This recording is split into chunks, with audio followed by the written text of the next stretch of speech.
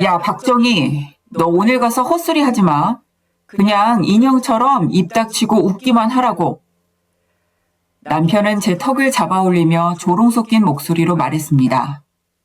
지방대 출신인 주제에 어디서 아는 척 하지 말라며 저를 파티장에 장식품 취급하던 그 사람. 하지만 그날 밤 제가 입을 연 순간 상황은 180도 뒤집혔습니다.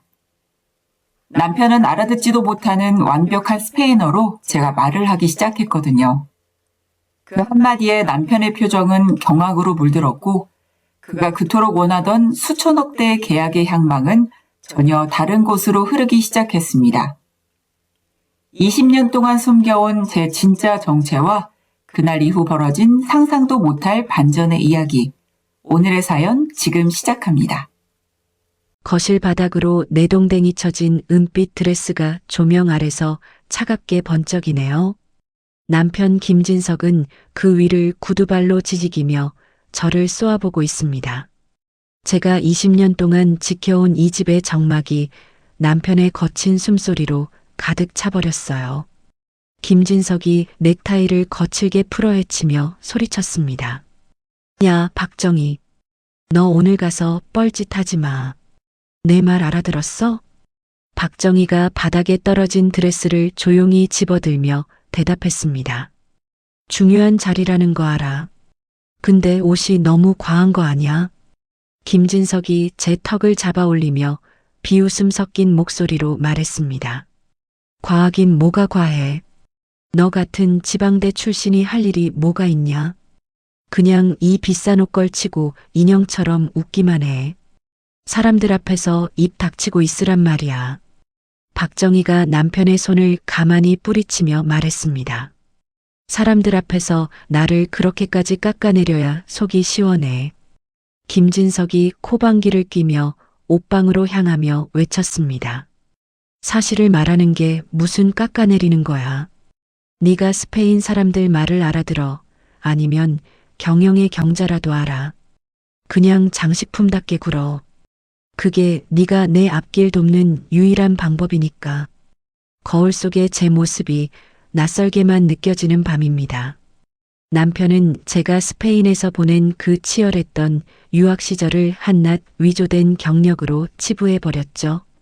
제가 마드리드에서 수석으로 졸업장을 따던 날의 그 뜨거웠던 햇살을 남편은 평생 알지 못할 겁니다. 그때 거실 탁자 위에 놓인 제 휴대전화가 진동하며 시어머니의 이름이 떠올랐습니다. 박정희가 한숨을 내쉬며 전화를 받았습니다. 네, 어머니. 전화하셨어요. 시어머니가 전화기 너머로 날카로운 목소리를 쏟아내며 말했습니다. 야, 정희야. 오늘 진석이한테 아주 중요한 날이라며.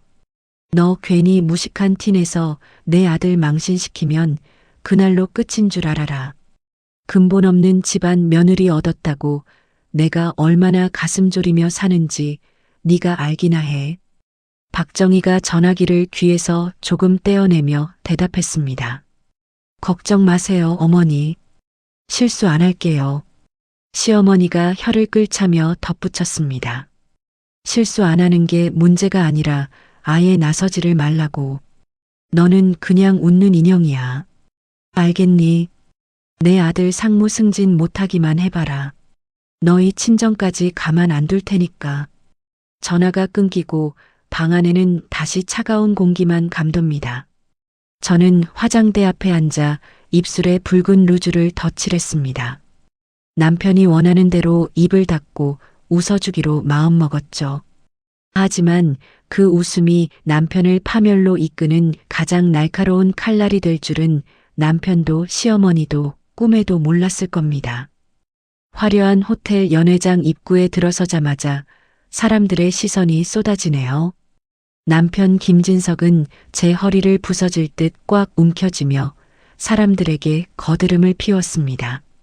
저 멀리 스페인 유통그룹의 안토니오 회장이 일행과 함께 심각한 표정으로 서 있는 게 보이네요. 김진석이 안토니오 회장에게 다가가 비굴한 웃음을 지으며 말했습니다. 회장님, 오시느라 고생 많으셨습니다. 여기는 제 아내입니다. 안토니오 회장이 저를 보며 가볍게 목례를 하고는 일행에게 고개를 돌려 말했습니다.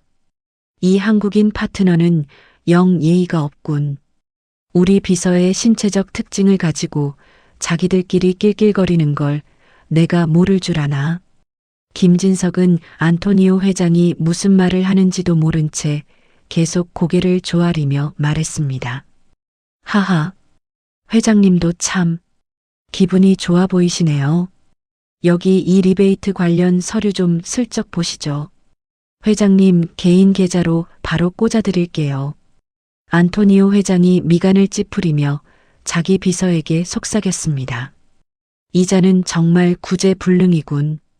당장 계약을 파기하고 싶어? 이런 부패한 인간과 어떻게 사업을 한단 말인가. 우리 본사 명예가 실추될까 겁나는군. 남편은 안토니오 회장의 굳어진 얼굴을 보고도 그저 술이 부족해서 그런 줄 알고 와인잔을 들이밀었습니다. 김진석이 와인을 따르며 눈치 없이 말했습니다. 회장님, 이 와인이 아주 비싼 겁니다. 한 잔 드시고 기분 푸세요. 우리가 돈만 맞으면 다 형제 아니겠습니까? 그 비굴하고 천박한 말투가 제 귀를 찔러대는데 참기가 힘드네요. 안토니오 회장은 결국 와인잔을 테이블에 거칠게 내려놓으며 자리를 떠나려 했습니다. 안토니오 회장이 수행원들에게 명령하며 외쳤습니다. 더 이상 여기서 시간을 낭비할 필요 없다. 호텔로 돌아가서 계약 파기 문서를 작성해라. 김진석이 당황해서 안토니오 회장의 소매를 붙잡으며 허둥댔습니다. 회장님, 왜 그러세요? 제가 뭐 실수라도 했나요? 비서분, 통역 좀 제대로 해봐요. 통역사도 안토니오 회장의 기세에 눌려 입을 떼지 못하고 안절부절 못하고 있더군요. 그 순간 저는 남편의 손을 거칠게 쳐내고 안토니오 회장 앞으로 당당히 걸어갔습니다. 김진석이 제 팔을 낚아채며 귓속말로 독설을 내뱉었습니다. 야, 박정희. 미쳤어. 너 죽고 싶어. 가서 처박혀 있으라고 했지. 저는 남편의 손을 차갑게 뿌리치고 안토니오 회장의 눈을 똑바로 응시했습니다. 박정희가 유창하고 우아한 마드리드 억양으로 입을 열었습니다. 회장님, 제 남편의 무례함을 대신 사과드립니다. 하지만 이 사람의 무능함이 저희 회사의 전부는 아닙니다.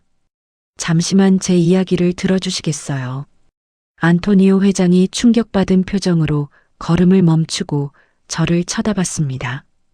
연회장의 모든 사람이 찬물을 끼얹은 듯 조용해졌습니다.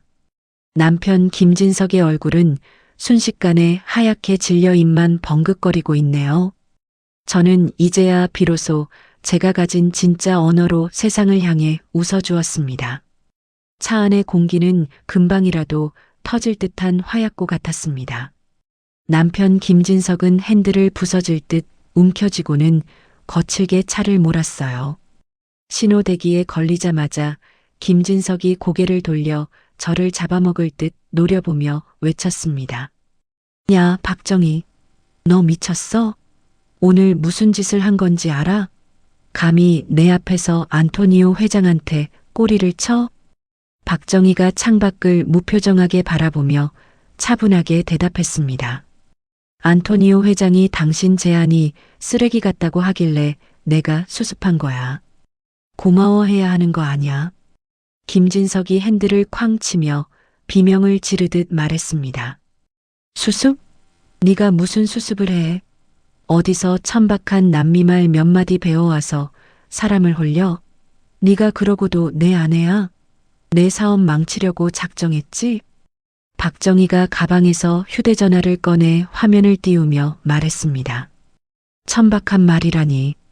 당신이 알아듣지도 못하는 그 말이 사실은 당신 목숨줄이었어. 그리고 이거 봐. 당신이 내 이름으로 대출받아서 그 여자 오피스텔 사준 거 내가 모를 줄 알았어?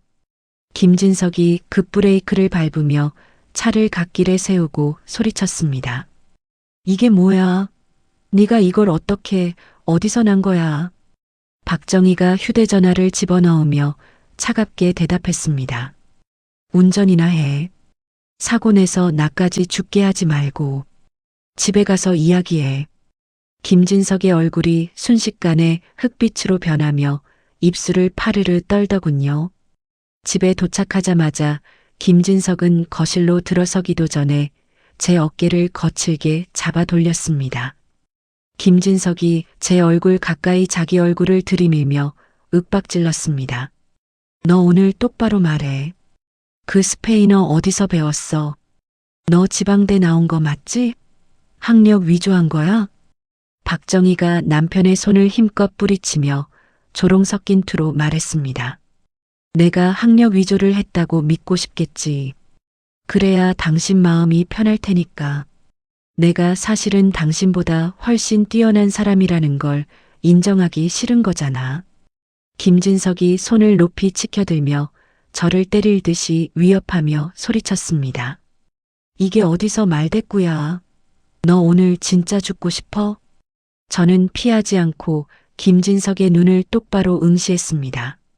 박정희가 치켜든 남편의 손목을 낚아채며 나직하게 경고했습니다. 때려봐. 때리는 순간 이 서류들 당신 회사 게시판에 다 올라갈 줄 알아. 당신이 법인카드로 명품 가방 사서 그 여자한테 바친 내역까지 싹 다. 김진석이 바람 빠진 풍선처럼 스르르 손을 내리며 뒷걸음질 쳤습니다. 다음 날 아침 8시 시어머니가 예고도 없이 도어록을 누르고 집 안으로 들이닥쳤습니다. 어젯밤 일을 김진석에게 들었는지 시어머니의 얼굴은 잔뜩 독이 올라 있었어요. 시어머니가 거실에 서 있는 저에게 다가와 다짜고짜 손을 휘두르며 외쳤습니다. 야, 이 고약한 년아. 네가 감히 내 아들 앞길을 막아? 네가 스페인어를 하면 얼마나 한다고 회장 앞에서 아는 척을 해. 박정희가 시어머니의 휘두르는 팔을 가볍게 막아내며 차갑게 말했습니다. 어머니, 손버릇 여전하시네요. 이제 저 예전의 박정희 아니니까 조심하세요. 시어머니가 기가 막힌다는 듯 가슴을 쥐어뜯으며 소리쳤습니다. 뭐라고? 너 지금 시어미한테 대드는 거니? 근본 없는 집안 며느리 얻었다고 내가 그렇게 구박을 받았는데 이제는 대놓고 이빨을 드러내. 박정희가 휴대전화의 재생 버튼을 누르며 시어머니의 면전에 대고 말했습니다. 근본 없는 건 제가 아니라 어머니 아들이죠. 자, 들어보세요. 이게 어머니가 평소에 저한테 하신 말씀들이에요. 전화기에서는 시어머니가 저에게 집안 것들, 씨 도둑질 운운하며 퍼부었던 욕설들이 생생하게 흘러나왔습니다. 시어머니가 당황해서 제 휴대전화를 뺏으려 허둥대며 외쳤습니다. 이거 당장 꺼. 네가 미쳤구나. 어디서 이런 망측한 짓을 해. 박정희가 휴대전화를 높이 들며 시어머니를 차갑게 내려다보고 말했습니다. 어머니, 이제 나가주세요. 제 집에서 소란 피우는 거 더 이상 못 참겠네요. 시어머니는 분에 못 이겨 씩씩거리며 신발도 제대로 신지 못한 채 쫓겨나듯 밖으로 나갔습니다. 남편 김진석은 회사 상사들에게 시달리느라 정신이 없는지 연락조차 없더군요. 저는 미리 약속된 장소로 향했습니다. 호텔 라운지에 앉아있자 안토니오 회장이 환한 미소를 지으며 다가왔습니다. 안토니오 회장이 제 손등에 가볍게 입을 맞추며 스페인어로 인사했습니다. 정희 씨, 다시 만나서 정말 반갑습니다. 어제는 정말 놀라웠어요. 당신 같은 보석이 그런 남자 곁에 숨어 있었다니 믿기지가 않네요. 박정희가 우아하게 웃으며 자리를 권하며 대답했습니다. 어제는 정말 신뢰가 많았습니다. 제 개인적인 사정 때문에 회장님께 불쾌한 광경을 보여드렸네요. 안토니오 회장이 고개를 가로저으며 진지한 눈빛으로 말했습니다. 아니요. 오히려 당신 덕분에 우리 회사가 큰 실수를 할 뻔한 걸 막았습니다. 김진석 씨가 제안한 그 검은 돈거래는 우리 기업 윤리에 전혀 맞지 않아요. 박정희가 찻잔을 내려놓으며 안토니오 회장의 눈을 똑바로 보고 말했습니다. 저도 잘 알고 있습니다. 그래서 제가 새로운 제안을 드리고 싶어요. 김진석 씨의 회사가 아니라 제가 직접 운영하는 자문회사와 계약을 맺는 건 어떠신가요? 안토니오 회장이 흥미롭다는 듯 눈을 반짝이며 대답했습니다. 자문회사라니 아주 흥미로운 제안이군요. 당신의 실력이라면 우리도 충분히 환영입니다. 하지만 조건이 있어요. 박정희가 고개를 끄덕이며 다음 말을 기다렸습니다. 안토니오 회장이 탁자를 가볍게 두드리며 단호하게 말했습니다. 우리는 김진석 씨의 회사와 더 이상 일하지 않겠습니다. 정희 씨가 모든 정권을 쥐고 사업을 이끌어준다면 우리는 당신과만 손을 잡겠습니다. 그 말을 듣는 순간 제 가슴 속에서 뜨거운 것이 울컥 치밀어 올랐습니다. 20년 동안 짓눌려 살던 박정희라는 이름이 비로소 세상 밖으로 고개를 내미는 기분이었죠. 저는 안토니오 회장과 악수를 나누며 마음속으로 김진석의 몰락을 선언했습니다. 그 시각 남편 김진석은 회사 복도에서 부장에게 서류 뭉치로 얼굴을 맞으며 수모를 당하고 있었습니다. 김진석의 부하 직원이 달려와 숨을 헐떡이며 김진석에게 보고했습니다. 부장님, 큰일 났습니다. 안토니오 그룹에서 공식 서신이 왔는데 박정희 여사님이 없으면 계약을 무효로 하겠답니다. 김진석이 멍청한 표정으로 부하 직원의 멱살을 잡으며 소리쳤습니다. 뭐라고? 그게 무슨 소리야? 정희가 왜 거기서 나와?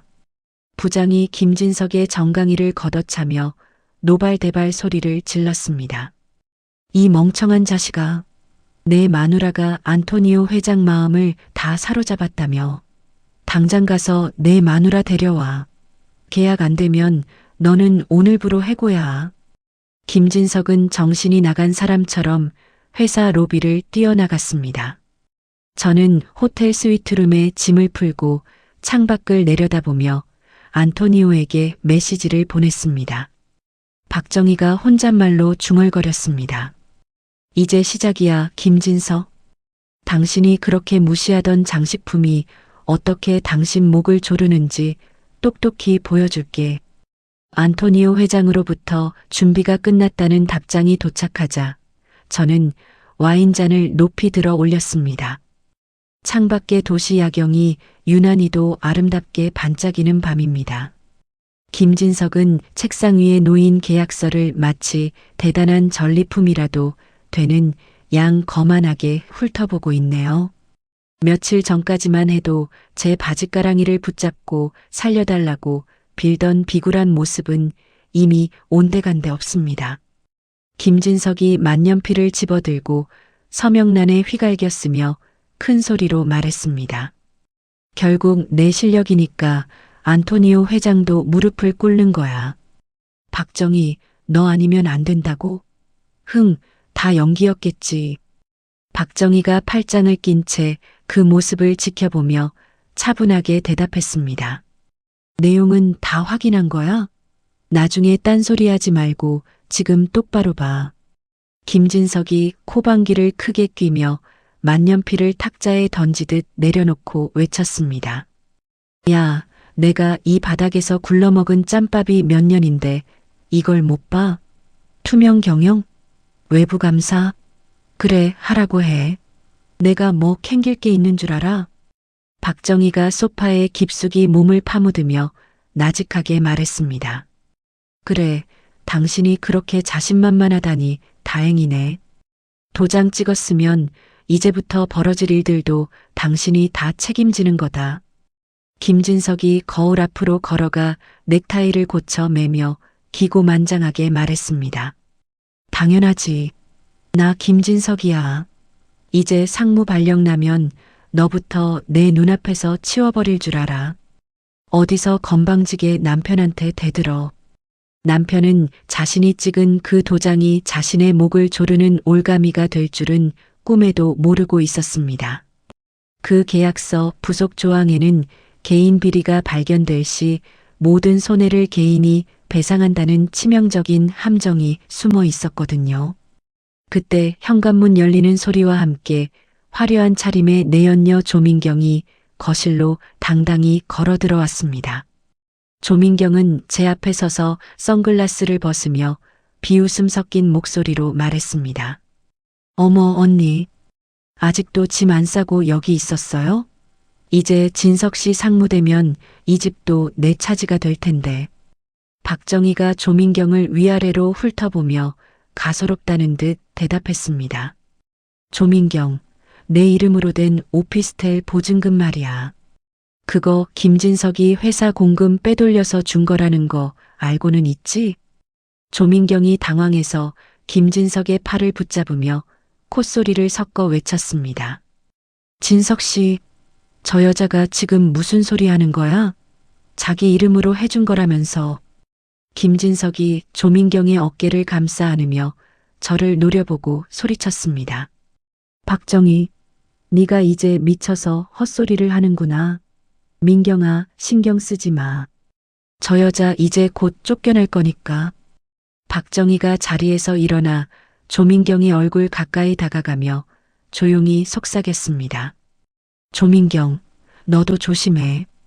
김진석이 무너지면 그 오피스텔이며 가방이며 다 토해내야 할 테니까. 조민경이 얼굴을 붉히며 발을 구르고는 김진석에게 매달려 징징거렸습니다. 진석 씨, 저 여자 당장 내쫓아줘. 기분 나빠서 못 있겠어. 그들의 추악한 애정 행각을 보고 있자니 구역질이 올라와 견딜 수가 없네요. 저는 두 사람을 뒤로하고 주방으로 들어가 시어머니에게 전화를 걸었습니다. 박정희가 수화기 너머로 시어머니에게 차분하지만 힘 있는 목소리로 말했습니다. 어머니, 진석 씨가 숨겨둔 차명 계좌 말이에요. 그거 어머니 이름이 아니라 조민경이라는 여자 이름으로 되어 있더라고요. 시어머니가 전화기 저편에서 비명을 지르듯 소리치며 물었습니다. 뭐라고? 그게 무슨 소리야? 내 아들 돈을 그 불효시 같은 년이 다 가지고 있다고? 박정희가 주방 창밖을 보며 덤덤하게 대답했습니다. 네, 어머니가 노후 자금으로 믿고 계셨던 그 돈들, 조민경이 벌써 야금야금 다 쓰고 있나 봐요. 지금 진석 씨 사무실에 그 여자가 있다니까 가서 확인해 보세요. 전화기가 끊기는 소리와 함께 시어머니의 분노 서린 숨소리가 들리는 듯 했습니다. 잠시 후 김진석의 회사 복도는 시어머니의 고함으로 가득 찼습니다. 시어머니가 조민경의 머리채를 잡아채며 사무실 바닥을 뒹굴며 소리쳤습니다. 이 도둑년아, 내 아들 돈 내놔. 어디서 남의 집 귀한 돈을 가로채. 조민경이 비명을 지르며 시어머니의 팔을 핥히고 외쳤습니다. 이 할망구가 미쳤나 봐. 진석 씨, 살려줘. 이거 나. 김진석이 당황해서 두 사람 사이를 막아서며 허둥지둥 말했습니다. 엄마, 여기서 왜 이래? 회사 사람들이 다 보잖아. 민경아, 일단 참아봐. 사무실 직원들이 이 광경을 휴대전화로 촬영하며 수군거리는 소리가 복도까지 울려 퍼졌습니다. 김진석의 체면은 이미 바닥으로 떨어졌고 회사의 명예 또한 걷잡을 수 없이 실추되고 있었죠. 그 시각 저는 회사 근처 한적한 카페에서 김진석의 신복이었던 박 비서를 만났습니다. 박 비서가 주변을 살피며 품 안에서 저장 장치를 꺼내 제게 건네며 말했습니다. 사모님, 부장님이 폐기하라고 하셨던 이중 장부 원본입니다. 제가 몰래 복구해 두었습니다. 박정희가 저장 장치를 받아 가방 깊숙이 넣으며 고맙다는 듯 대답했습니다. 박 비서, 힘든 결정 해줘서 고마워요. 이 은혜는 절대 잊지 않을게요. 박 비서가 안경을 고쳤으며 씁쓸한 표정으로 말했습니다. 부장님 밑에서 더 이상은 못 버티겠습니다. 사모님이라도 꼭 이기셔야 합니다. 카페를 나온 저는 곧장 검찰청으로 향해 김진석의 비리 자료들을 제출했습니다. 이제 김진석이 무너지는 것은 시간 문제일 뿐 모든 판은 완벽하게 짜였습니다. 집으로 돌아온 저는 김진석이 내일 입고 갈 상무 취임식용 양복을 침대 위에 정성스럽게 펼쳐두었습니다. 박정희가 양복 안주머니에 빚 독촉장과 구속예고, 기사를 집어넣으며 중얼거렸습니다. 김진석, 내일 네가 받을 선물이야. 아주 마음에 들 거야. 그때 시어머니가 헝클어진 머리로 현관문을 열고 들어와 제 앞에 무릎을 꿇었습니다. 시어머니가 제 치맛자락을 붙잡고 눈물을 쏟으며 애원했습니다. 정희야, 내가 잘못했다. 진석이 저러다 큰일 나게 생겼어. 네가 안토니오 회장한테 말해서 한 번만 도와주면 안 되겠니? 박정희가 시어머니의 손을 차갑게 뿌리치며 위를 내려다보고 말했습니다. 어머니, 진석 씨가 그랬잖아요. 저는 입 닥치고 웃기만 하라고. 그래서 저는 그냥 지켜보려고요. 시어머니의 통곡 소리가 거실을 가득 채웠지만 제 마음에는 한 줄기 바람도 일지 않았습니다. 드디어 심판의 아침이 밝아오고 있었습니다. 다음 날 아침 8시 김진석의 상무 취임식이 열린 강당은 이미 축제 분위기로 들썩이고 있었습니다. 김진석은 거울 앞에서 수입 양복의 매무새를 다듬으며 거만하게 턱을 치켜들었죠. 하지만 꽃다발 대신 강당문을 박차고 들어온 것은 짙은 정장 차림의 검찰 수사관들이었습니다. 수사관 한 명이 신분증을 내밀며 김진석의 팔을 거칠게 붙잡고 말했습니다. 김진석 씨 회령 및 배임 혐의로 체포합니다.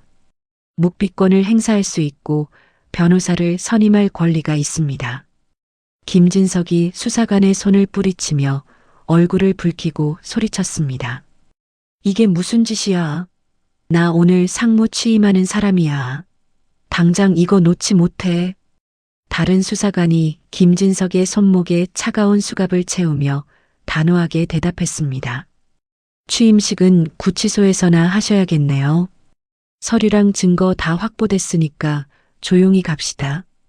강당을 가득 채웠던 축하객들이 수군거리며 휴대전화를 꺼내 김진석의 추태를 찍기 시작했죠. 김진석은 포승줄에 묶인 채 끌려가면서도 끝까지 저를 찾으며 비명을 질렀습니다. 한편 그 시각 저는 스페인 대사관에서 열린 공식 비즈니스 포럼의 메인 연사로 서 있었습니다. 안토니오 회장이 제 옆에서 만족스러운 미소를 지으며 사람들에게 저를 소개하더군요. 안토니오 회장이 마이크를 잡고 좌중을 둘러보며 우렁찬 목소리로 말했습니다. 오늘 이 자리에 함께한 박정희 의장은 우리 그룹의 가장 신뢰할 수 있는 파트너입니다. 김진석 씨와 같은 부패한 개인은 도려냈고 이제 박정희 의장과 새로운 시대를 열 것입니다. 박정희가 단상으로 올라가 안토니오 회장과 가볍게 악수를 나눈 뒤 마이크 앞에 섰습니다. 박정희가 카메라를 향해 우아하게 미소 지으며 차분한 목소리로 말했습니다. 개인의 비리는 단절하되 한국과 스페인의 경제 협력은 저 박정희를 통해 더욱 견고해질 것입니다.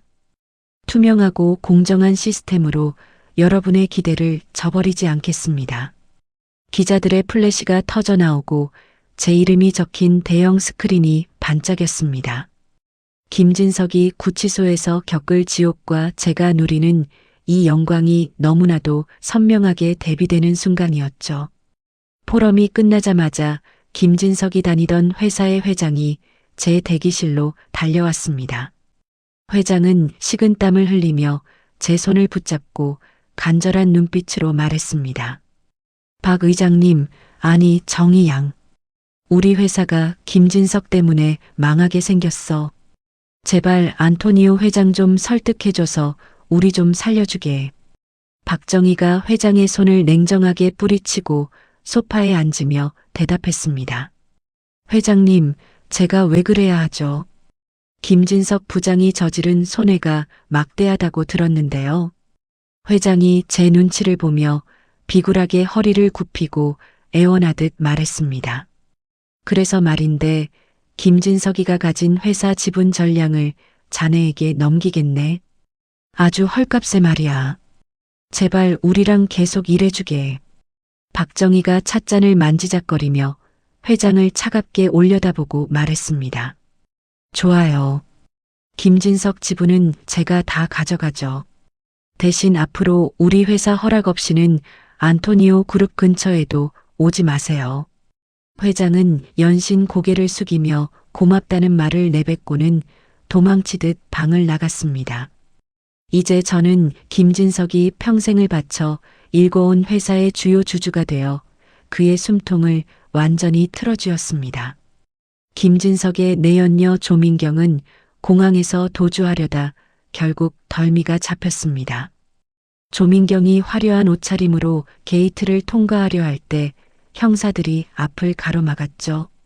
형사가 조민경의 앞길을 막아서며 딱딱한 목소리로 말했습니다. 조민경 씨, 김진석 씨와 공모해 공금을 횡령하고 해외로 자금을 도피시키려 한 혐의로 체포합니다.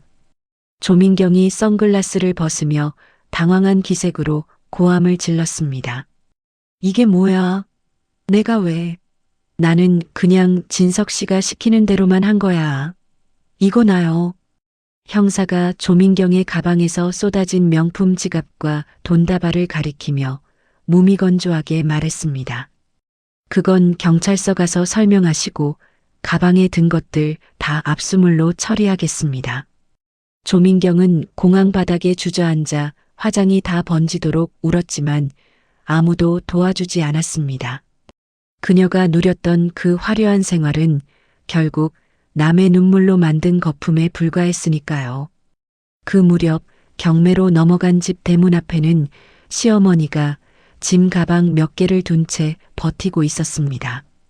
집행관들이 짐을 밖으로 빼내자 시어머니는 대문을 붙잡고 발악을 하더군요. 시어머니가 집행관의 바짓가랑이를 붙잡고 바닥을 뒹굴며 소리쳤습니다. 이놈들아, 여기가 어디라고 들어와. 내 아들이 상무야. 당장 이거 집 안으로 들여놓지 못해. 집행관이 한숨을 쉬며 시어머니의 손을 떼어내고 무심하게 말했습니다. 할머니, 이미 이 집은 압류됐고 주인 바뀌었어요. 자꾸 이러시면 경찰 부릅니다. 시어머니는 결국 제 사무실까지 찾아와 복도에서 큰 소리로 울며 저를 찾았습니다. 시어머니가 사무실 문을 두드리며 처절하게 외쳤습니다.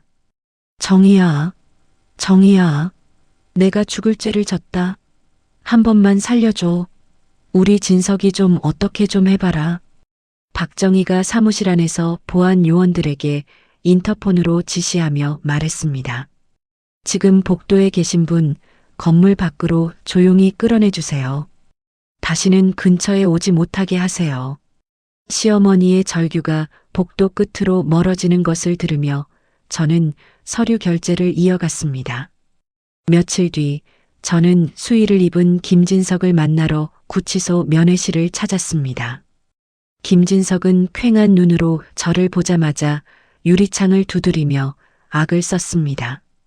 김진석이 거친 숨을 내뱉으며 유리창에 얼굴을 바짝 대고 소리쳤습니다. 박정희, 네가 어떻게 나한테 이럴 수 있어.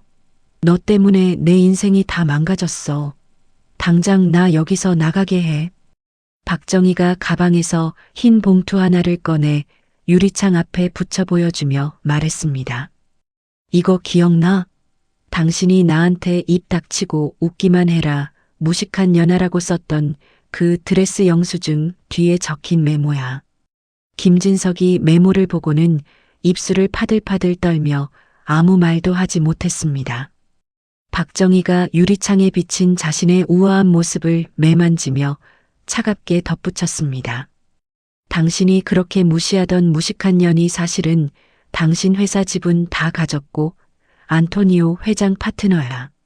당신은 이제 평생 감옥에서 썩게 될 거야. 김진석은 충격으로 의자에서 굴러떨어지며 바닥을 긁어댔습니다. 박정희가 쓰러진 김진석을 내려다보며 마지막으로 나직하게 선포했습니다. 당신한테 들어갈 손해배상 청구 소장만 수십 장이야. 죽을 때까지 빚만 갚다 가게 해줄게.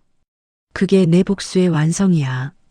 저는 뒤도 돌아보지 않고 면회실을 나왔고 등 뒤로는 김진석의 짐승 같은 울음소리가 메아리 쳤습니다.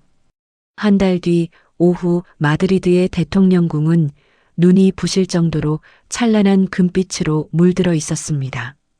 저는 세상에서 가장 우아하고 화려한 실크 드레스를 입고 안토니오 회장의 안내를 받으며 연회장에 들어섰죠. 수많은 귀빈이 저를 향해 박수를 보내고 카메라 플래시가 쉼없이 터져 나왔습니다. 안토니오 회장이 제 팔을 가볍게 이끌며 국왕께 저를 소개했습니다. 안토니오 회장이 허리를 숙여 경의를 표하며 말했습니다. 폐하, 이분이 바로 한국과 우리 그룹의 신뢰를 회복시켜준 주인공, 박정희 의장입니다. 스페인 국왕이 인자하게 웃으며 제 손등에 가볍게 입을 맞추고 말했습니다. 반갑습니다, 박 의장. 당신의 지혜와 결단력이 우리 양국에 큰 경제적 선물을 안겨주었군요. 당신 같은 인재를 알게 되어 기쁩니다. 박정희가 허리를 꼿꼿이 세우고 완벽한 마드리드 상류층 억양으로 대답했습니다. 과찬이십니다, 폐하. 저는 그저 정의로운 길을 선택했을 뿐입니다. 제 작은 노력이 양국의 우정에 도움이 되었다니 영광입니다. 국왕과 대화를 나누는 제 모습이 실시간으로 전 세계 뉴스에 타전되고 있었죠. 누군가의 장식품이 아닌 온전한 나 박정희라는 이름으로 세상의 주인공이 된 기분이었습니다. 잠시 연회장의 열기를 뒤로하고 테라스로 나와 밤 공기를 쐬는데 문득 예전 생각이 났어요. 신혼 초 남편 김진석과 작은 공원 벤치에 앉아서 샌드위치를 나눠 먹던 가난했지만 꿈 많던 날이었죠.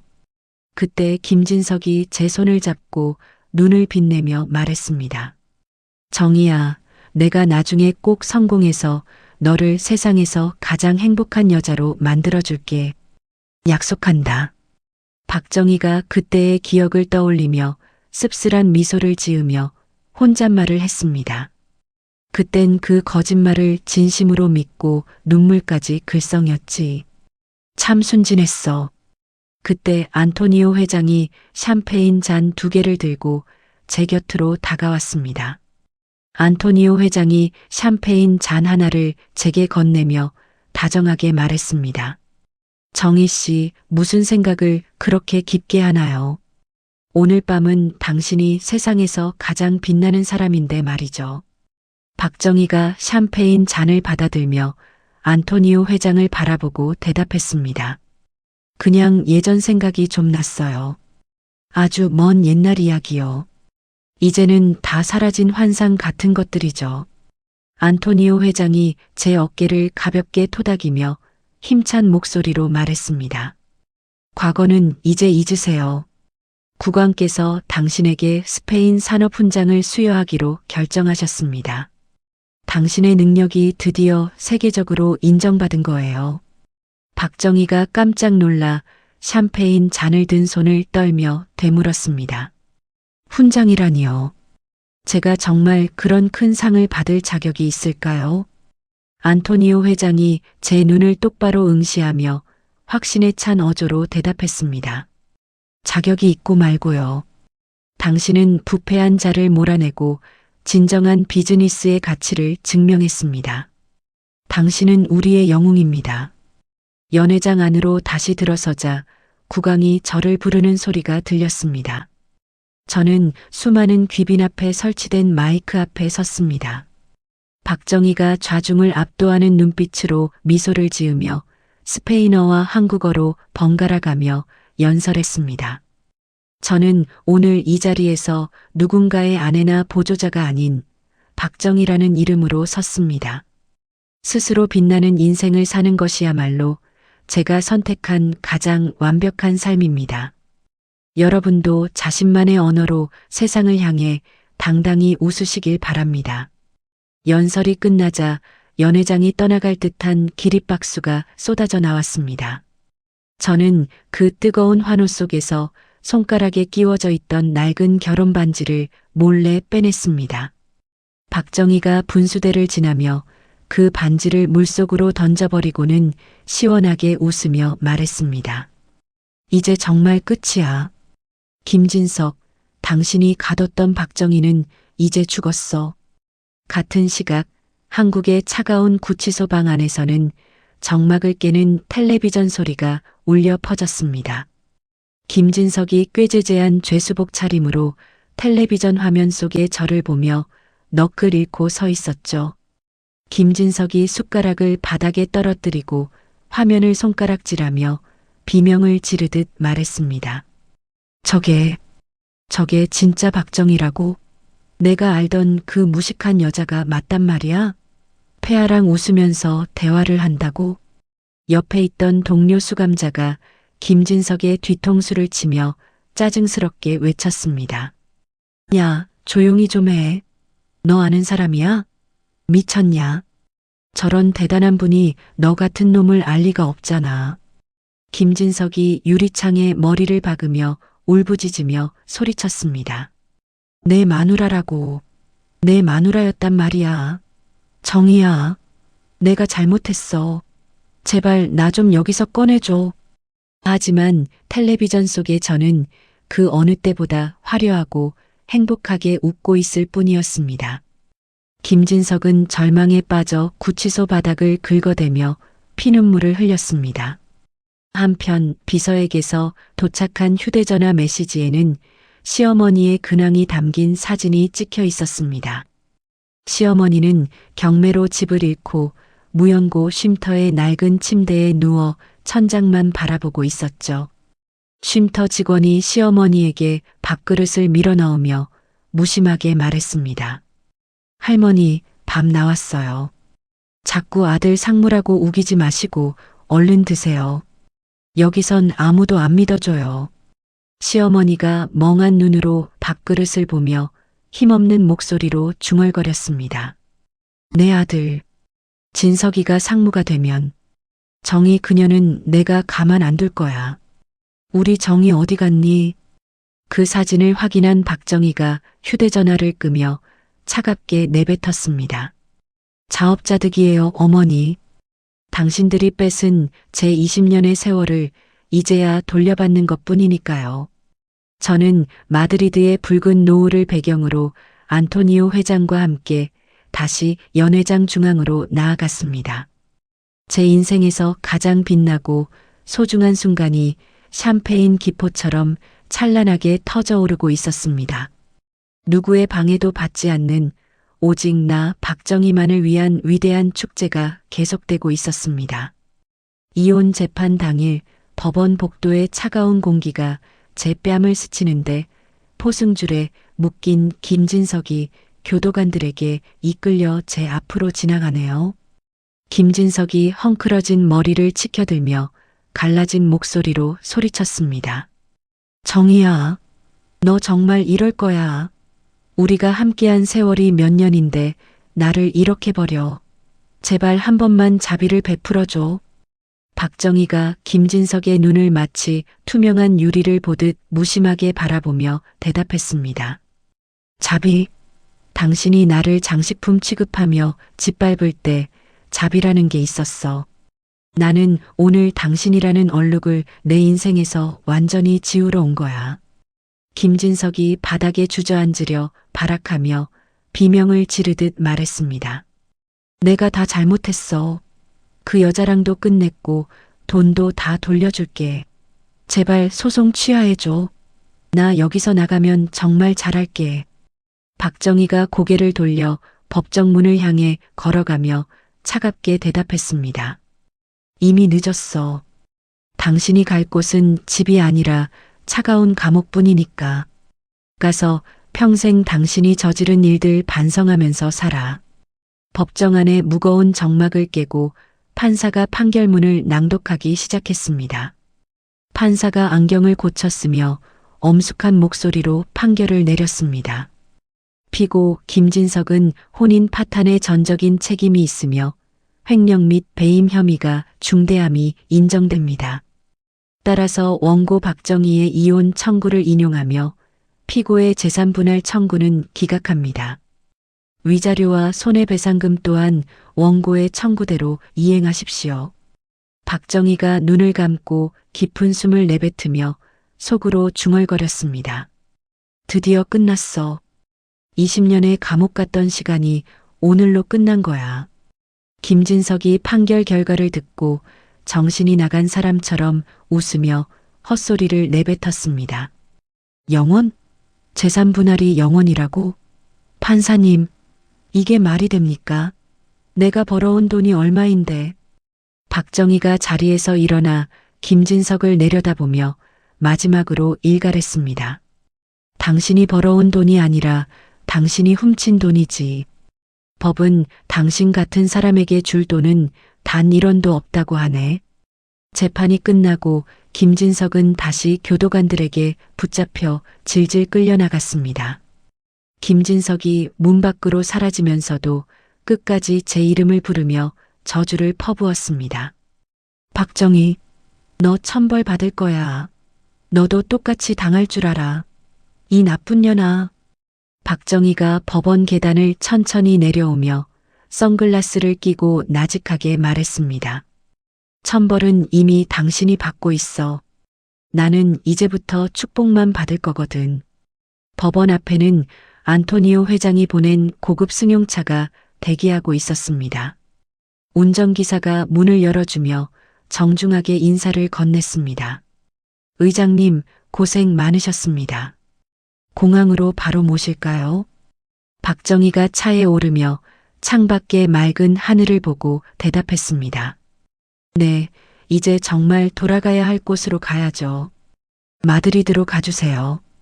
한편 거리를 헤매던 시어머니는 이제 자신이 누구인지조차 희미해진 채 낡은 쉼터 주변을 서성이고 있었습니다. 시어머니가 지나가는 사람들의 소매를 붙잡고 초점 없는 눈으로 물었습니다. 저기요, 혹시 우리 상무님 아들 못 보셨나요?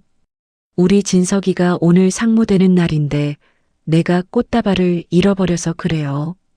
행인이 시어머니의 손을 뿌리치며 짜증 섞인 목소리로 대답했습니다. 할머니, 자꾸 왜 이러세요? 여기 상무 아들 같은 사람 없으니까 저리 가세요. 벌써 며칠째예요. 시어머니가 바닥에 앉아 흙장난을 하며 아이처럼 웅얼거렸습니다. 정희야, 정희야 밥 차려라. 진석이 오면 고기 반찬 해줘야지. 착한 며느리 정희 어디 갔니? 쉼터 직원이 시어머니를 부축해 안으로 들여보내며 안타까운 듯 말했습니다. 할머니, 이제 그만하세요. 아드님은 못 와요. 어서 들어가서 씻고 주무세요. 시어머니는 끝내 제가 차려주던 따뜻한 밥상을 그리워하며 쓸쓸한 노년을 보내게 되었습니다. 마드리드에 도착한 저는 안토니오 그룹의 글로벌 무역연합 의장으로서 취임식을 가졌습니다. 수천 명의 직원과 비즈니스 파트너들이 저를 향해 환호성을 지르더군요. 안토니오 회장이 단상 위에서 제 손을 번쩍 들어 올리며 우렁차게 외쳤습니다. 신사숙녀 여러분, 우리 연합의 새로운 심장, 박정희 의장을 소개합니다. 그녀의 지혜가 우리를 세계 최고로 만들 것입니다. 박정희가 마이크 앞에 서서 당당하게 미소 지으며 스페인어로 연설을 시작했습니다. 과거의 저는 누군가의 그림자였지만 지금의 저는 스스로 빛나는 태양입니다. 정직과 신뢰가 승리한다는 것을 여러분과 함께 증명해 나가겠습니다. 박수 소리가 마드리드 광장을 가득 메웠고 저는 비로소 진정한 자유를 만끽했습니다. 한국에서의 아픈 기억은 이제 먼지처럼 흩어지고 오직 희망찬 미래만 눈앞에 펼쳐져 있었죠. 제가 새로 구입한 마드리드 저택의 거실에는 제 명예로운 흔적들이 가득 전시되어 있습니다. 과거 남편이 무시했던 제 전공 서적들과 국왕에게 받은 훈장이 조명을 받아 반짝이네요. 가정부 안나가 커피를 가져오며 전시된 훈장을 보고 감탄하며 말했습니다. 의장님, 이 훈장은 볼 때마다 정말 아름다워요. 의장님이 얼마나 대단한 분인지 말해주는 것 같아요. 박정희가 커피를 한 모금 마시며 훈장을 흐뭇하게 바라보고 대답했습니다. 이건 단순한 상장품이 아니에요. 내가 나 자신을 잃지 않고 버텨온 시간에 대한 보상이죠. 안나가 거실 창문을 활짝 열며 기분 좋은 목소리로 덧붙였습니다. 오늘 날씨가 정말 좋아요. 정원에 꽃들이 만개했는데 산책이라도 다녀오시는 게 어떠세요? 박정희가 자리에서 일어나 기지개를 켜며 가벼운 발걸음으로 정원을 향했습니다. 저는 저택 한편에 박정희 비즈니스 아카데미를 설립하여 경력 단절 여성들을 돕기 시작했습니다. 강의실에는 제 강의를 듣기 위해 모인 학생들의 열기로 가득 찼어요. 박정희가 칠판에 큰 글씨로 핵심 문장을 적으며 학생들에게 힘주어 말했습니다. 세상이 여러분을 장식품이라 부를 때 여러분은 스스로 원석임을 증명해야 합니다. 타인의 언어에 갇히지 말고 여러분만의 언어로 세상을 지배하세요. 한 학생이 손을 들고 눈시울을 붉히며 질문했습니다. 교수님, 저도 교수님처럼 다시 시작할 수 있을까요? 저는 나이도 많고 가진 게 아무것도 없어요. 박정희가 학생의 손을 따뜻하게 맞잡으며 확신에 찬 목소리로 대답했습니다. 가진 게 없는 게 아니라 이제 채울 일만 남은 거예요. 제가 걸어온 길을 보세요. 여러분도 충분히 할 수 있습니다. 강의가 끝나고 학생들이 저에게 다가와 감사의 인사를 건넬 때마다 저는 가슴 깊은 곳에서 형언할 수 없는 보람을 느꼈습니다. 어느 날 오후 한국에서 온 비서가 김진석의 최근 소식을 보고해 왔습니다. 비서가 서류를 내밀며 조심스러운 표정으로 입을 열었습니다. 의장님, 김진석 씨가 교도소 안에서 다른 수감자들과 다툼이 잦아 결국 하반신 마비 판정을 받았다고 합니다. 치료비가 없어서 형 집행 정지도 안 되는 모양이에요. 박정희가 서류를 훑어보지도 않고 커피 잔을 내려놓으며 무심하게 대답했습니다. 그 소식 나한테 더 이상 중요하지 않아요. 그 사람은 이미 내 인생에서 죽은 사람이나 다름없으니까요. 비서가 고개를 숙이며 서류를 다시 가방에 넣고 물었습니다. 알겠습니다. 그럼 시어머니 되시는 분의 병원비 지원 요청은 어떻게 처리할까요? 박정희가 창밖의 노을을 바라보며 단호하게 대답했습니다. 복지기관에 연락해서 최소한의 처우만 받게 하세요. 내 손으로 직접 돕는 일은 절대 없을 겁니다. 자업자득이라는 말을 전해주고 싶네요. 저는 이제 악의 구렁텅이에 빠진 자들의 소식에 흔들리지 않을 만큼 단단해져 있었습니다. 해가 지는 알칼라 문 앞에서 저는 혼자만의 시간을 가졌습니다. 주머니 속에 있던 낡은 결혼 반지를 꺼내 손바닥 위에 올려두었죠.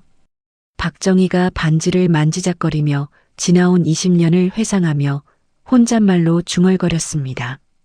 김진석, 당신이 준 이 반지가 나를 묶어두는 쇠사슬인 줄 알았어. 하지만 이제는 알아. 나를 묶었던 건 당신이 아니라 나의 미련이었다는 걸.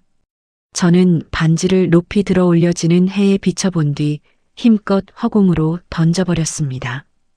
반지가 바닥에 떨어져 챙그랑 소리를 내며 굴러가는 것을 보며 저는 비로소 영혼의 자유를 느꼈습니다.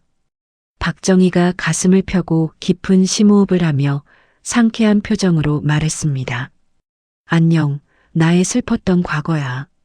이제 다시는 만나지 말자. 저는 뒤도 돌아보지 않고 마드리드의 활기찬 거리 속으로 당당히 걸어 들어갔습니다. 이제 저는 세상을 향해 가장 환하고 당당한 웃음을 지어 보입니다. 남편 김진석이 저에게 했던 입 닥치고 웃기만 하라던 그 저주는 이제 제 성공의 창가가 되었습니다. 박정희가 거울 속에 빛나는 자신을 보며 화사한 루즈를 바르고 나지막하게 속삭였습니다. 그래, 정희야. 이제 네가 하고 싶은 대로 다 해. 너는 그럴 자격이 충분하니까. 누구의 아내도 누구의 며느리도 아닌 오직 박정희라는 이름으로 사는 지금이 제 생애 최고의 순간입니다. 저는 저를 기다리는 수많은 파트너와 제자들을 향해 우아하게 손을 흔들며 나아갔습니다. 제 인생의 이 막은 이제 막 시작되었고 그 무대 위의 주인공은 영원히 저 자신일 것입니다. 세상을 향해 지어 보이는 저의 이 미소는 이제 그 누구도 앗아갈 수 없는 승리의 징표입니다. 20년이라는 긴 세월 동안 이름도 없이 그저 누구의 아내, 누구의 며느리로만 살아야 했던 정희 씨의 이야기 어떻게 보셨나요? 자신을 장식품 취급하던 남편의 오만을 실력으로 잠재우고 당당히 제2의 인생을 시작하는 모습에서 저도 참 가슴이 뻥 뚫리는 기분이었습니다. 사람은 누구나 자신만의 빛나는 보석을 품고 산다고 하죠. 혹시 지금 여러분 곁에도 여러분의 가치를 깎아내리며 입 닥치고 있으라고 말하는 사람이 있나요? 그렇다면 정희 씨처럼 당당하게 여러분만의 언어로 대답해 주시길 바랍니다. 인생의 주인공은 그 누구도 아닌 바로 나 자신이니까요. 자업자득이라는 말이 있듯이 남을 짓밟고 일어선 성공은 결국 모래성처럼 무너지기 마련입니다. 정희 씨의 앞날에 펼쳐질 마드리드의 붉은 노을처럼 여러분의 인생도 언제나 찬란하게 빛나길 진심으로 응원하겠습니다. 이야기를 끝까지 들어주신 분이 계시다면 잘 들었다고 댓글 하나만 남겨주세요. 감사합니다.